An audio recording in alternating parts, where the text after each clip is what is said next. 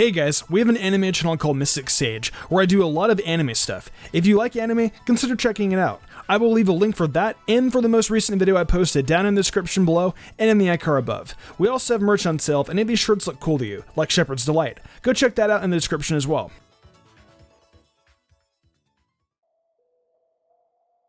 So you guys seem to like the legendary and mythical best team from last week, where we took a more competitive approach to things. So I thought it would be cool to take a crack at another competitive best team this week. But what's the theme are we doing, you might ask? Well, Pokemon Worlds began today, and it has a sort of excavation and fossil theme to it. So I thought today we would do a best team fossil edition. Now, as I said last week, these competitive best teams are more geared towards doing well on the Smogon format of battling, so you don't have to worry about gym leaders and rivals to go up against. I did see a few comments about how to get certain moves in the Pokemon on the team, and to answer that, I'm simply going to reference guides for Pokemon Ultra Sun and Moon, as those are the games where competitive battlings will be happening. There's always Pokemon Showdown as well. So yeah, anyways, with that being said, let's hop right into this prehistoric best team.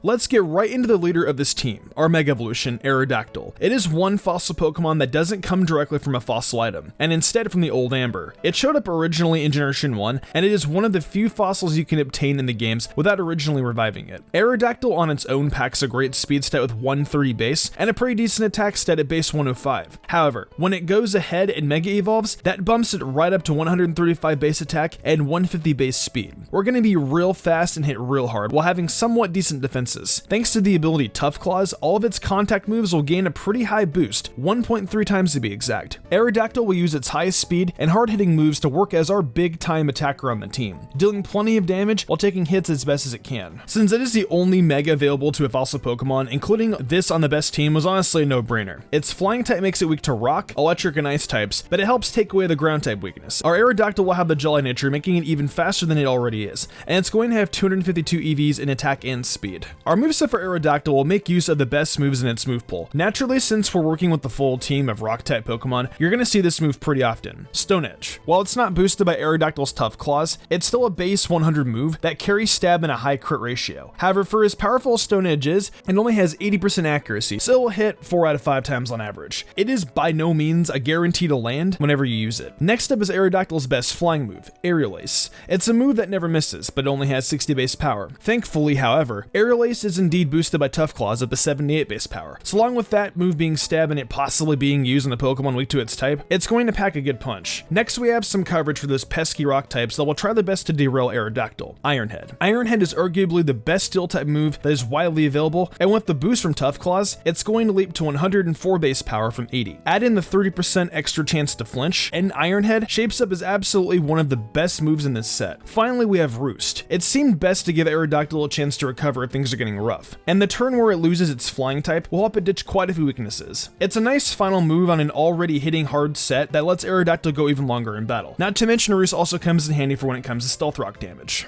Next, we have yet another Generation 1 fossil Pokemon being Kabutops. Kabutops is an incredibly awesome Pokemon, and I find it to be pretty underrated. It is revived from the Dome fossil in Gen 1, being the counterpart to Omastar in the Helix fossil. It's got the all-familiar rock typing mixed with water, and is basically a horseshoe crab on 2 legs with a couple of scythes for arms. When it continues the trend of fossils being weak to electricity and ground, it's what we have to work with if we want the best possible Pokemon featured on this team. Kabutops has a very solid defense stat with 105 base, and an even higher attack than Aerodactyl does, prior to Mega Evolving at 115. The role Kabutops plays is our physical water specialist, taking advantage of its priority moves and generated water power to take on a plethora of Pokemon that come its way. It will be carrying the adamant nature to help boost the strength of its physical moves, and it will have 252 in both attack and speed stats. We would normally want Kabutops to be as fast as it can be, but I decided to make it even stronger with the nature choice. We don't need every Pokemon to be super fast, but we want them to hit hard. We're giving it the ability Swift Swim as well, which is going to fix its speed problems regardless, as you'll find out when we move deeper in the video. Kabutops is going to be rocking out with a life orb, so it's going to be sort of a ticking time bomb situation. Either a Pokemon will eventually take Kabutops out on its own, or Kabutops will eventually take itself out before too long. Kabutops is carrying a few moves that take advantage of its stat, one of which is Stone Edge. As I mentioned before, you're going to see Stone Edge repeat on a couple of Pokemon on this list, due to it being the best physical rock type attack some of these guys get access to. With Stone Edge's base 100 attack upgraded by the life orb and stab, it's going to cause problems for any Pokemon that doesn't resist the rock type. We follow that up with Liquidation, which could create further problems for the target with a 20% chance to lower the physical defense by 1 stage. The third move is Aqua Jet, which we're going to use as a priority killer to take out anything close to being KO'd, should we not have Rain Dance set up any longer to help us out. To round out the moveset, we're featuring Superpower, an insanely strong fighting type move that lowers the user's defense and attack by a stage every time it connects. I definitely recommend saving this move for if your rock type and water type attacks can't cut it, as you'll definitely be inviting the other team to make their move on taking out Kabutops with its lowered stats and slightly lowered HP thanks to the life orb damage you'll receive after every move. Alternatively to Aqua Jet, Waterfall is another very good water type attack that you can use on Kabutops if you so desire. I can see not feeling a need to have Aqua Jet with Rain Dance active, so Waterfall is a good substitute that I can get behind if priority isn't your thing.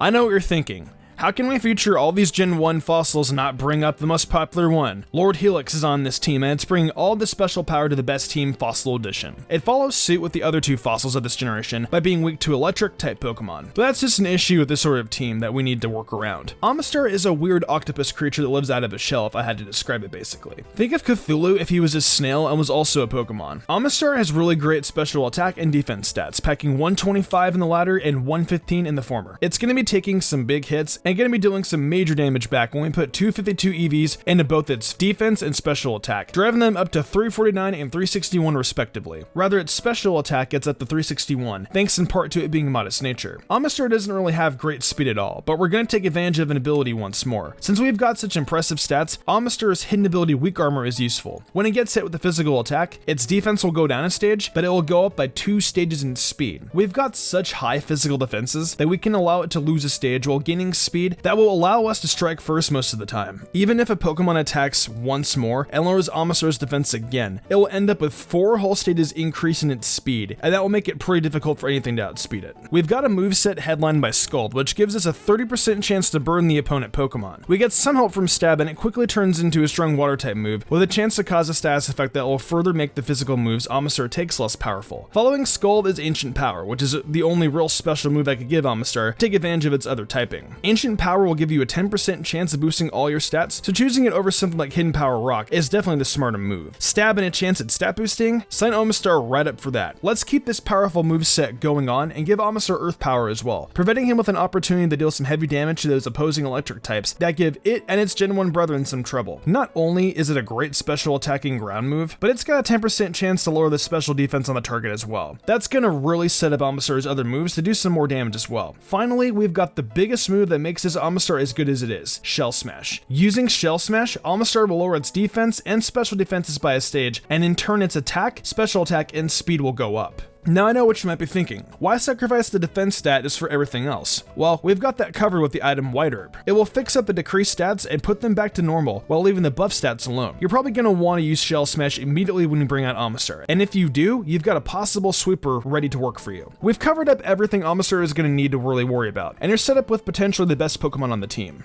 Let's finally get away from Generation 1 for a minute and move on to the next generation that introduced fossil Pokemon, Gen 3. In Hoenn, we were introduced to Anorith and Lileep, and their evolved forms are Maldo and Cradily. For this best team, we're going to be working with Cradily, as it's going to be the bulky support we've been looking for up to this point. Cradily boasts a great type in Grass and Rock, ending up being weak to Fighting, Steel, Bug, and Ice-type Pokemon. Like most of the team, it's got a problem with Fighting and Steel types, but it handles the weaknesses to Rock and Ice pretty well thanks to its access to Rock-type attacks. With that being said, since Cradily will be our bulky support, we've got to give him the proper stats. He will have 252 EVs in HP and special defense, with a calm nature, which lowers its attack and boosts its special defense. We want to use Cradily to tank special attackers, and be in things for the long haul when it comes to stalling and dealing residual damage. The item we are going to be giving it is Rocky Helmet, so whenever an opponent gets tired of trying to get through the 344 special defense with a physical move, they start losing HP thanks to the item. When it comes to Cradily's moveset, I've actually only included one move that deals any sort of damage, Giga Drain. This move is used to recover any damage that Cradily has sustained in its mission to destroy the opposing Pokemon through that sweet residual damage. Giga Drain hits for 75 base power and gives Cradily back half the damage it did to the opposing Pokemon in HP. It will come in very useful as it complements the rest of the moveset. We've got Stealth Rocks up next, which pretty much confirms Cradily as a good lead for this team as well. Setting up Stealth Rocks deals damage to every Pokemon Pokemon that enters the battle and really plays into the theme of Cradily on the team. Next, we've got Toxic, which we will most certainly be using Toxic to stall out other Pokemon. If you're dealing with a poison type, it won't do much for you, but it's fine as the rest of the team features Pokemon that can definitely deal with the challenge. Finally, we have Protect, which goes in tandem with our usage of Toxic. While you wear down the other Pokemon with the increasing severity of Toxic, you'll be able to sit and deal with any attacks thanks to the power of Protect. Cradily is a fantastic supporting wall and would fit on plenty of other teams too, not just the best team for fossils. Unfortunately for Generation 4 and 5, we're going to be skipping over them for the final 2 Pokemon on this team. We're heading right to Generation 6, and kicking things off with this team is Tyrantrum. The Jaw is strong with this Pokemon, and his ability goes to show for that, Strong Jaw. What Strong Jaw does is enhance the bite-based attacks of Tyrantrum by 1.5, giving him a great ability to back up his stacked move pool. Tyrantrum is going to be focused on causing status conditions, flinching, and dropping the opponent's stats. His attack is already very high at 121, and he is pretty defensively inclined with 119 in that as well. We're going to make him adamant with 252 EVs in attack and HP stats, giving him the bulk and attack needed to last long on the field and pop off against other Pokemon. We're also going to be giving Tyrantrum the Assault Vest to help cover up its special defense a little bit, since it isn't as high as I really like it to be. With the moveset, this is essentially what you probably assume it is. We're going to be taking complete control of Strong Jaw and rocking out with 3 different biting-like moves, starting with Crunch. Crunch gives us a much-needed Dark-type move and offers up a 20% chance to lower the target's defense by a stage, creating a good chance of making Tyrantrum's moves hit even harder. Next, we have Thunderfang, which will give us the coverage we could use against flying and water types, as well as a 10% chance to paralyze and flinch. It isn't the only Fang move we have though, and we're also rocking out with Fire Fang, which offers even more coverage against grass types and bug types, as well as the pesky ice types that may try and oppose Tyrantrum's might. Fire Fang is very similar to Thunderfang, and its opportunity of either causing a burn or flinching with a 10% chance to do so. Finally, there's Dragon Claw, which is just here because carrying Stone Edge on yet another Pokemon feels a little silly. I went with the Dragon Stab, but if you have a 4th move you'd rather give Tyrantrum, go right ahead and give it a go. We're going to be closing out the best team Fossil Edition with the other prehistoric Pokemon introduced in Generation 6, Aurorus. Ice and Rock come together in this final Pokemon and give us decent special attack and special defense. While they're only 99 and 92 respectively at their base, we can make some moves to help improve the stats. We'll start off by giving 252 EVs in the HP, and then 128 in both special defense and special attack to raise them up evenly. We're going to be up to 450 HP, 277 special defense, and 266 special attack. If you're wondering how the special defense ends up higher than special attack, it's thanks to the Calm nature. That one boosts special defense and lowers attack, which can only help Aurorus in the long run. Its role is actually a pretty simple one. It's setting up for the real attackers in the squad. While it's not going to appreciate the attacks of fighting types at all, along with quite a few other typings, it should be able to do its main job no problem. We're giving it a Focus Sash on top of everything else so we can accomplish the goal we set out for this Pokemon. We'll get right into the moveset and you'll understand. The most important of the 4 moves for Aurorus is Rain Dance. Rain Dance is used to set up for our Kabutops we talked about earlier, as well as boost the power of Omastar's Scald. The 2 water moves we have will thrive in the rainy conditions and you'll reap the benefits of such a setup. As a matter of fact, if you trust the defense of Aurorus enough, you could even switch out the Focus Sash with a Damp Rock to get the most out of the Rain Dance. Following Rain Dance, we have Haze, which is primarily there to remove any stat changes the opponent institutes in case you end up bringing Aurorus out as something other than your lead. Finally, for attacking moves, you got Freeze Dry to work with, and that not only works as a regular Ice type attack move will, but also as a super effective move against a water type. Then rounding out the moveset, we got Hyper Voice. Thanks to Aurorus' ability to Refrigerate, all normal type moves become Ice type moves. Hyper Voice hits every opponent in a battle and rocks out with 90 base power, so it's working as a great stab move that can be useful in a battle with several Pokemon involved at once. I highly recommend strictly using Aurorus to set up the all-important Rain Dance, but it's got other moves to put up a fight if it has no other choice.